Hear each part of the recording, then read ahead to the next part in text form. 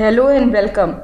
In this video, we are diving into one of the lesser known but incredibly important cranial nerves, the hypoglossal nerve, also known as 12th cranial nerve.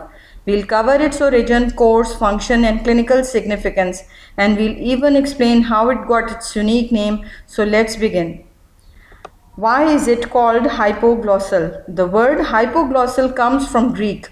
Hypo means under, glossa means tongue. So hypoglossal literally means under the tongue, which makes perfect sense given its role and anatomical location.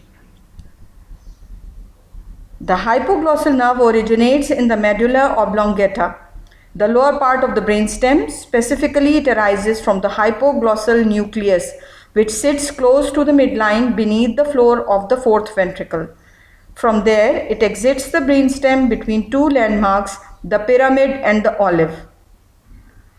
Once it exits the skull through the hypoglossal canal, this nerve begins its journey down the neck, passing deep to the internal carotid artery and internal jugular vein. It then curves forward, looping over the external carotid artery and travels deep to the posterior belly of the digastric muscle. As it approaches the tongue, it runs along the side of the hyoglossus muscle and branches out to innervate various tongue muscles. The hypoglossal nerve is a pure motor nerve. Its only job is movement. It powers the intrinsic muscles of the tongue, which shape the tongue for speech and swallowing. These are longitudinal, vertical, and transverse muscles of the tongue. The extrinsic muscles which move the tongue in different directions. These include the genioglossus, hyoglossus, and styloglossus. The palatoglossus is one exception. It's innervated by the vagus nerve. It also carries fibers from the cervical plexus, specifically C1, which go on to supply the geniohyoid and thyrohyoid muscles. What happens when this nerve is damaged?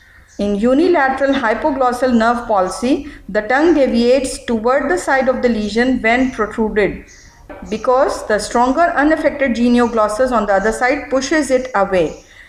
Other signs include tongue atrophy, fasciculations, which are tiny twitching movements.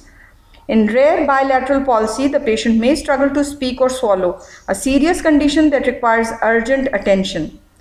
Common causes of hypoglossal nerve injury include brainstem stroke, skull base fractures, neck surgeries, tumors compressing the hypoglossal canal. To recap, the hypoglossal nerve is a pure motor cranial nerve responsible for tongue movement. It is essential for speech, swallowing, and even for simple tasks like sticking out your tongue. Understanding this nerve helps us appreciate how even small nerves play big roles in daily functions. If you found this video helpful, don't forget to like, share, and subscribe for more clinical anatomy insights.